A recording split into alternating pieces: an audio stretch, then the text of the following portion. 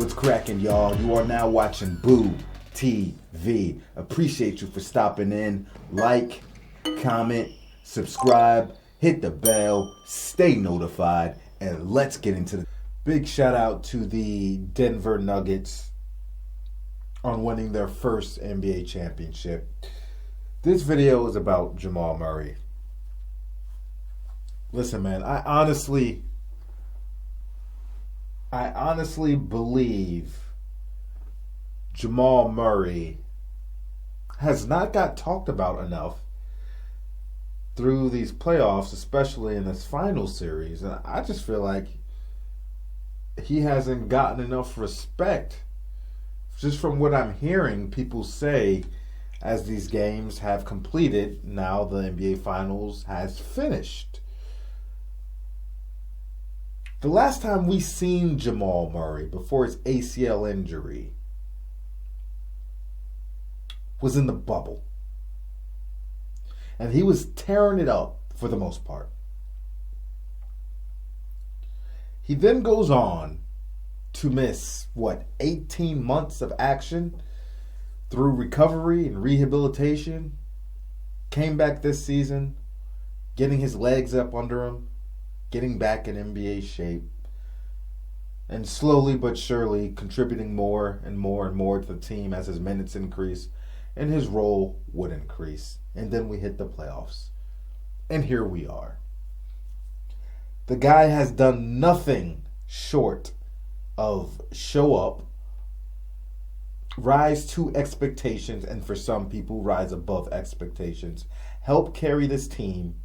And even when Joker would be out for whatever reason and he was still in the game, he more or less kept the team anchored. Showed great leadership, showed great poise, showed great playmaking ability, never shrunk in the moment, always rose to the occasion, more or less. Didn't back down from any player, didn't back down from any moment, no matter the stakes, no matter at what point in the game, time and score, he was ready to take the shot or make the play, whatever he had to do to make it work. Jamal Murray has been consistently good to great throughout these entire playoffs. Yeah, he might have had a couple, not so good games here and there, but out of 20 games, he performed for the majority of those to a good to great level. And showed us all, who most of us didn't even know, he could play make at the point guard position at the level he showed us he could. Dude was absolutely phenomenal. And how I see it, being that this is really this season, regular season and playoffs included, and considering how he had to work his way back into shape as the second option on the team, and a system where the number one option ensures everybody's getting touches, taking all that into consideration, the dude has been phenomenal from the beginning to the end of this season. And I keep hearing people say on these networks, I heard someone say, well, he's not an all-star yet. He's not an all-star. I don't give a damn if he was selected to the all-star team or not. I'm telling you the caliber of player that he is. And he is an all-star caliber player. I give a damn if he has a little asterisk by his name on all-star selections or whatever. Or has an all-star selection to show. I don't care. I'm telling you the type of player he is and what he's capable of. And what he has showed us that he is capable of. I'm not talking about potential. I'm talking about displaying your skills and showing us and making an impact on the floor and for your team. This guy is the real deal. I don't give a damn if he goes into the next season and doesn't give you 28 points per game, 5 rebounds, 5 assists, because that's not what's being asked of him to do but I know he can do it, and I know when I need him to do it, he will do it. When I pull his card, or when the time calls for him, he will do it. He will show up, and he won't back down, be coy, be bashful, be unassertive. He won't be any of that. He will rise to the occasion. That is what I've seen from Jamal Murray. And I've gotten a steady diet of that from the bubble till now. I'm not being a prisoner of the moment. I was waiting for this entire season to play through. Because I tell you what, we all know him and Donovan Mitchell was going at it in the bubble, right? And everybody's like, anointing them. And I was like, I'm not there just yet. Any player can get hot for a stretch of games in a playoff series or during the regular season. That could be a situation here. I want to see what they do moving forward, into the next season and how they build off this and show us, that wasn't a fluke, more or less. Donovan Mitchell, I was waiting for it. He has been more or less a disappointment since the bubbles series, individually. He has been. And Jamal Murray was out with the injury, but now he's come back, and he hasn't been that. He hasn't been Donovan Mitchell. He has shined. He has stepped up. So I don't want to hear this nonsense about, technically he's not an all-star. Kiss my ass. He's not an all-star. I don't give a damn how the voting goes. This kid's a problem, and he's the real deal.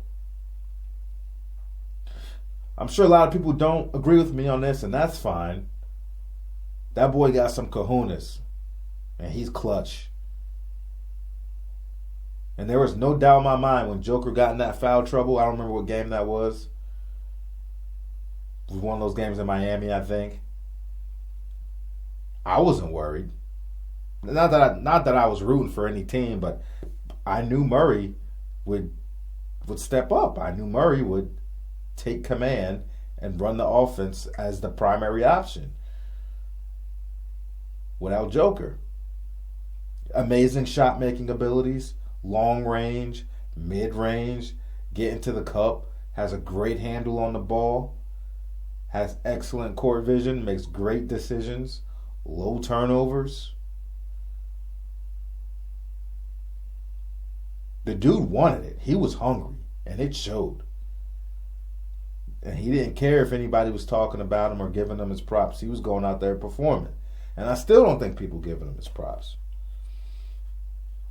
I'm not a prisoner of the moment. I was waiting for this whole season. Now, if you would have told me back in the bubble I was being a prisoner of the moment, sure. But I wasn't. I waited. I wanted to see what happens, even after his injuries. I want to see what this kid got. And he got the juice, man. I'm telling you, he got the stuff. He got the juice. I'm telling you. If you tell me if the Portland Trailblazers came to me right now, and I ain't talking about how players fit with Joker or how players fit with the team. I'm excluding that. I'm not talking about that. If the Portland Trailblazers we'll do a straight up trade, Damian Lillard for Jamal Murray, I'm gonna say no, thank you, no thank you. I'd rather not. Damian Lillard is not the playmaker Jamal Murray is. He's not. And me personally, I used to be a big Dame fan when he was underrated. And then I think Damian Lillard went from being really underrated to overrated, in my opinion. And I think really that shot against the OKC in the playoffs, great shot, don't get me wrong, but I think people just only remember that when it comes to his playoff performances, and think he's been more or less that version of Damian Lillard, when this guy has had some serious struggles in the playoffs. I'm talking James Harden-esque struggles, but nobody talks about it. Nobody brings it up because it's Dame time, when there's been a lot more I don't even know. There's been a lot more broken watches in his playoff career than there's actually been Dame time moments. And people don't like to talk about that. They don't. He's had some abysmal playoff performances. And I can't say the same for Jamal Murray. He's a better playmaker. He's a better playmaker, Jamal Murray. And B, he's a better playoff performer. Seriously. Everybody wants to talk about efficiency and field goal percentage, but they only like to bring it up with certain players when they want to knock them, and then the media and people have their biases. No, let's talk about it. Let's talk about Damian Lillard. All right? Let's talk about it. You want to talk about his field goal percentage on his career in the playoffs? 41%. 41%. Yeah, that's his career field goal percentage in the playoffs, folks. But nobody wants to talk about it. I'll take Jamal Murray. I know Damian Lillard has had a longer career. I get that. I'm not talking about all time, obviously. His career hasn't been as long. But I'm talking about right now. I'm taking Jamal Murray. Come on, folks. Let's talk about that 2017-2018 playoff series by Damian Lillard. First round exit against the New Orleans Pelicans. Got shut down by Rajon Rondo. Surely you guys remember that. His field goal percentage in that series, 35%. Yeah. For 18.5 points per game. Yeah. That's Damian Lillard. That's Dame time. But nobody wants to talk about all his playoff struggles. All they remember is that one shot in OKC for some reason. Okay, you want to let's talk about the season after that. All right? In the playoffs, if you remember, they made it all the way to the conference finals versus the Golden State Warriors. No Kevin Durant. Kevin Durant was out with the injury. Remember that? So it was basically, hey, now there's no KD. It's you and Steph and your wingman. You and McCollum versus Steph and Clay. And you guys made it to the conference finals. What you gonna do, boy? This is your time, Dame. Dame time, right? Y'all remember that? Surely you do. You want to know what his field goal percentage was in that series? 37%. 37% on 22 points per game. His first game, he shot 11 for 24. Next game, 5 for 18. 6 for 16. And then 4 for 12 in the elimination game. Oh, he has more. He has more performances like that. I could sit here for a while, but I'm not going to. You see where I'm getting at? Nobody talks about that. They don't. They pick their favorites. So no, I'm taking Jamal Murray over Damian Lillard. You know who else I'm taking? I'm taking Jamal Murray over Kyrie Irving. That's who else. Those are two all-star caliber or all-star point guards, not caliber, all-star point guards that I would prefer to have Jamal Murray over them. I'm taking Jamal Murray over Trae Young too.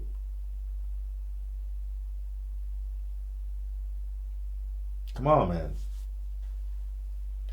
What I seen this kid do, he's not going to take as many shots as some of these guys all the time.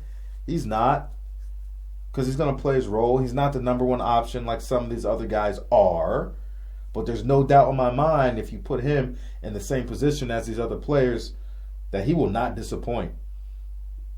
And he will not disappoint in the playoffs or be at least as abysmal as some of these other players are sometimes. Even Steph Curry. Now, I'm not saying I take him over Steph Curry. But what I will say is that in clutch moments, when I need a big shot, I have way more confidence in Jamal Murray than Steph Curry. Way more.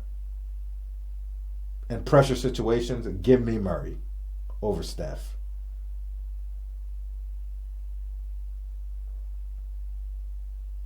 I see it in his eyes. I see it in his play. I see it in his tenacity. I see it in his willpower. I see it.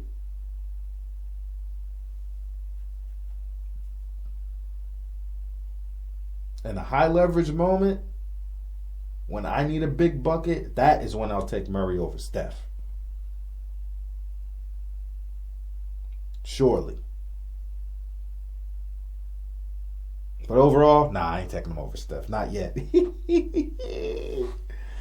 Bro, listen, man. We gotta put some respect on this kid's name, man. He's big time. He's big time. And you know what? He may even go next year. May not make the All-Star game. Very well could happen. At this point, if he doesn't make the starters, I feel like the coaches who votes for the off the bench, is it just the coaches or coaches and players? I'm not sure. But whoever the panel is for getting the bench players voted in, I'm sure they'll make sure he gets in there.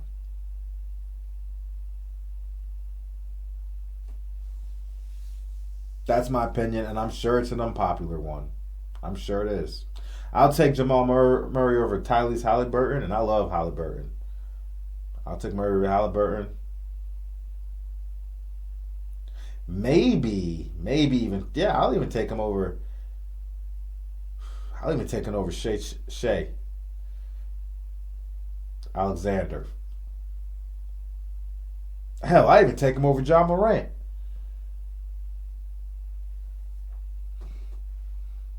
And all these guys ain't playing second fiddle to Joker. I'm not saying that Joker dominates the ball, but that the wealth gets passed around pretty well. It's not like a hardcore, you eat first and then you eat second. You two are definitely going to get your numbers, and everybody else gets the feeble scraps. It's not like that in that team dynamic. It's not.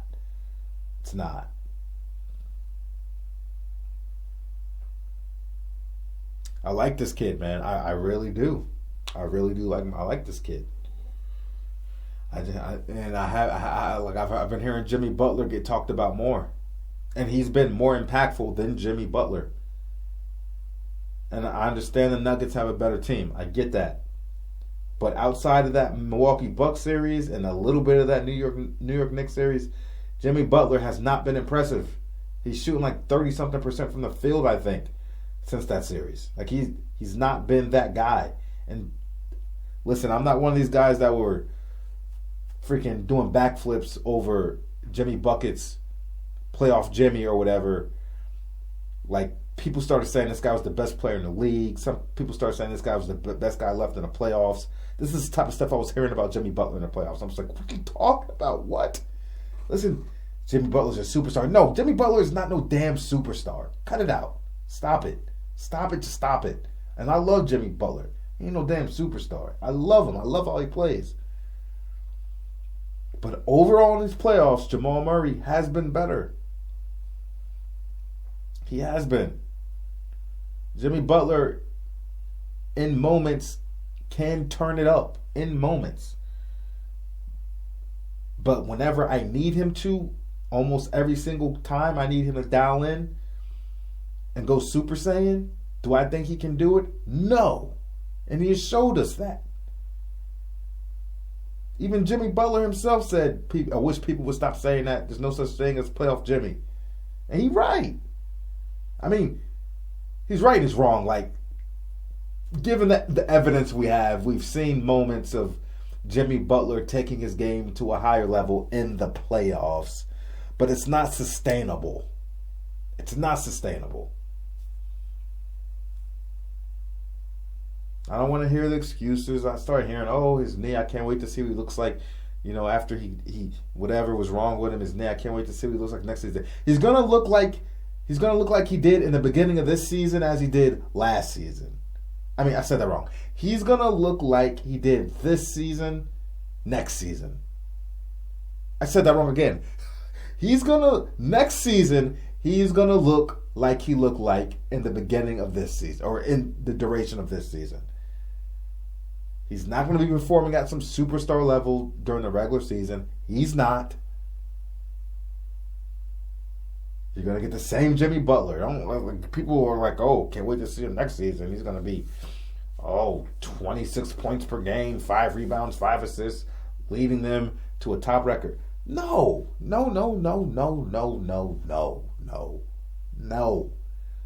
Is it possible they could have one of the better records? Sure, but Jimmy Butler ain't going to be dialing in like that every single game. It's not happening.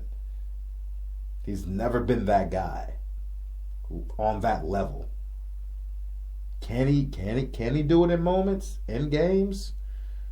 Yeah. But he ain't doing it for the majority of the games. He ain't built like that, and I love him. He's an old school player. He's a pit bull.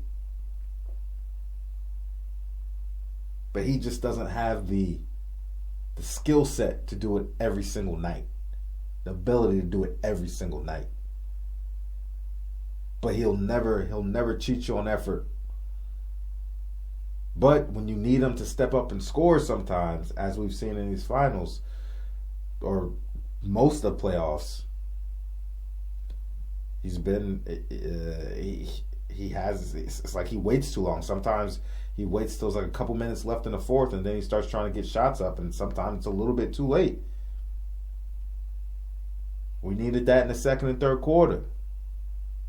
But anyway, that's all I got to say about it. I didn't mean to go off on a Jimmy Butler rant, but I just had to say that.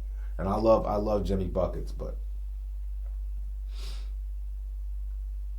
I love his mentality for the most part. But Jamal Murray has been a better playoff performer this season, and I felt like he hasn't been getting recognized for it. Well, Jimmy Butler has been getting recognized off the strength of like the first round alone. Even though he hasn't been able to, I'm not saying that I expect him to average, what was it, like 38 points per game on a blistering field goal percentage. Not that I was expecting him to maintain that. I know that's not sustainable, but, you know, anything, 28 points per game, 30 something, no. Anyway, that's all I got to say about it. Shout out to the Nuggets. Shout out to Jamal Murray. Big congratulations. Appreciate all y'all for stopping in. Let me know what you think about it. I know I have an unpopular opinion, and I don't care. Like, comment, subscribe, hit the bell, stay notified, and I will catch you on the next one. We out, baby.